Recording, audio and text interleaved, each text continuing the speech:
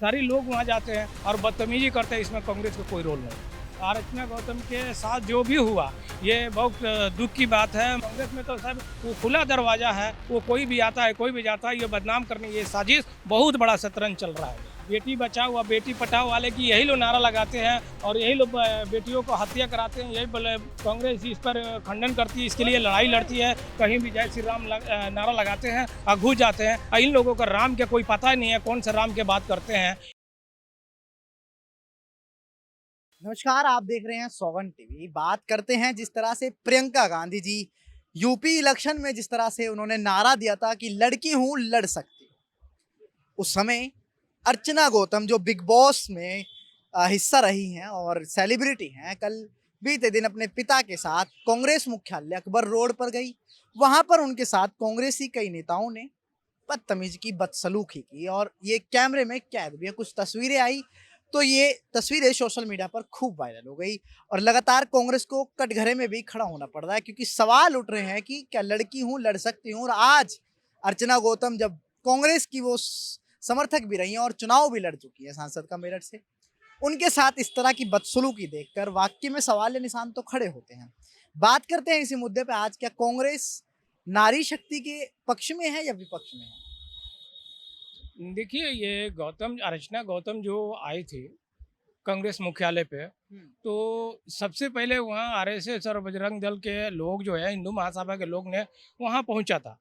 और उसके बाद जो है ना ये कांग्रेस को बदनाम करने के लिए जो है अर्चना को ऊपर में जो टिप्पणियाँ की है, जो बदतमीजियाँ की है, तो इन लोगों को ये समझ में आया कि ये कांग्रेस ने कराया। मगर कांग्रेस का कोई भी कार्यकर्ता नहीं थी, कोई महिलाएं नहीं थी, ये सब भाजपा के लोग थे। और भाजपा के लोग चाहते हैं कि ये अर्चना गौतम को जो है हम बदनाम करें कि कांग्रेस बदनाम हो।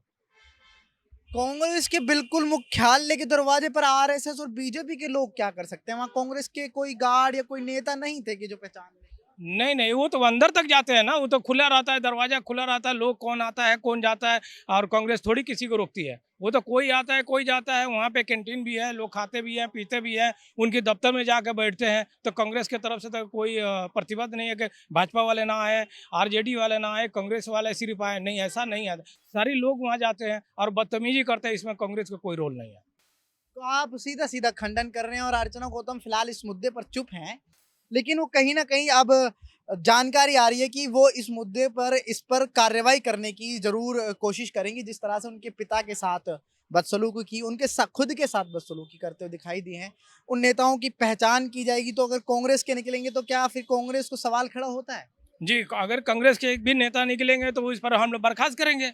हम लोग कहेंगे कि भाई ऐसा नहीं, हमारे अर्चना गौतम के साथ ऐसे क्यों हुआ? मगर ऐसा नहीं थे। अर्चना गौतम के साथ जो भी हुआ ये बहुत दुःख की बात है। मगर ये लोग आरएसएस और बजरंग दल ये भाजपा के लोग जो कराया था, ये जो है ना बहुत दुखदायक है। ये कांग्रेस को बदनाम करने के लिए इंडिया गठबंधन जो बनी है, इसको बदनाम करने के लिए ये लोग आगे आए हैं। ये लोग मुख्यालय तक पहुँच रहे हैं। ये लोग तो क्या नाम है इनका, अखिलेश यादव के भी दफ्तर में घुस जा रहे हैं, कभी लालू यादव के दफ्तर में चला जा रहे हैं, क्या नाम है इनका, नीतीश कुमार के दफ्तर में जाके ये लोग बदनाम कर रहे हैं। तो इन लोग तो हर एक दफ्तर में जा रहे हैं, आम आदमी पार्टी के दफ्तर के अंदर घुस के ये लोग बदनामी कर रहे हैं। तो कांग्रेस में चला गया, कांग्रेस में तो सब वो खुला दरवाजा है, वो कोई भी आता है कोई भी जाता है, ये बदनाम करने ये साजिश बहुत बड़ा शतरंज चल रहा है। कांग्रेस के दफ्तर में जिस तरह से आप कह रहे हैं बीजेपी के लोग घुस गए थे, लेकिन चलिए मान लेते हैं एक बारी को कि बीजेपी के थे, आरएसएस के थे, कोई और अन्य थे, लेकिन कांग्रेस के नेता भी वहां मौजूद रहते हैं। हमेशा कांग्रेस के कार्यकर्ता भी रहते हैं, सिक्योरिटी गार्ड भी रहते हैं। क्या उन्होंने उसी का बच बचाव करना सही नहीं समझा? नहीं, कांग्रेस के लोग तो सब मध्य प्रदेश, राजस्थान, हरियाणा में लगे हुए हैं, वो तो छत्तीसगढ़ में लगे हैं। तो वहाँ पे तो कोई है ही नहीं, सिर्फ एक ही लोग हैं जो आरएसएस और बजरंग दल के लोग वहाँ पहुँच गए, इनकी कार्यकर्ता पहुँच गई। इनकी कार्यकर्ता तो सब छत्तीसगढ़, मध्य प्रदेश, राजस्थान में पड़े हुए हैं, यहाँ पे कोई नहीं है। ये इनको हम बात को खंडन करते हैं और इस पर अगर पहचान आएगी तो उन पर सख्त से सख्त कार्रवाई की जाएगी। कार्रवाई की जाएगी। जिस तरह से अर्चना गौतम सेलिब्रिटी भी रही हैं और जिस तरह से अगर देखा जाए कि कांग्रेस के बिल्कुल मुख्यालय पर, वहां पर आप देख सकते हैं कि वहां पर हमेशा सिक्योरिटी भी रहती है, और एक सेलिब्रिटी होने के नाते अगर अर्चना गौतम के साथ इस तरह की बदसलूकी की जाए तो आम महिलाओं के साथ क्या होगा? देखिए, हमने महिलाओं के लिए सुरक्षित के लिए हम लड़ाई लड़ते हैं, उनके लिए हम आगे बढ़ते हैं, मगर ये लोग जो है कहते हैं कि बेटी बचाओ और बेटी पढ़ाओ वाले की यही लोग नारा लगाते हैं और यही लोग बेटियों को हत्या कराते हैं। यही बोले कांग्रेस इस पर खंडन करती है, इसके लिए लड़ाई लड़ती है और आगे से कदम मिला के बेटियों के साथ चलती है। ऐसा काम नहीं है। आपने कहा कि जिस तरह से खंडन करती है कांग्रेस, आपने देखा होगा कि उज्जैन का मामला भी सुना होगा, पश्चिम बंगाल से भी एक और किस्सा मामला सामने आया महिलाओं के साथ, जिस तरह से बदसलूकी उनको जलाकर जिस तरह से उनकी बॉडी मिली हड़कंपिया, और कई ऐसे राजस्थान से भी आते हैं। कहीं ना कहीं देखा जाए तो चाहे वो कांग्रेस हो, चाहे बीजेपी हो, चाहे कोई अन्य राज्य पार्टी हो, चाहे सपा हो, चाहे ममता बनर्जी की टीएमसी हो, आरोप प्रत्यारोप चलता रहता है, लेकिन कोई कड़ी कार्रवाई क्यों नहीं की जाती कि महिलाओं के साथ जिस तरह से अत्याचार होता है।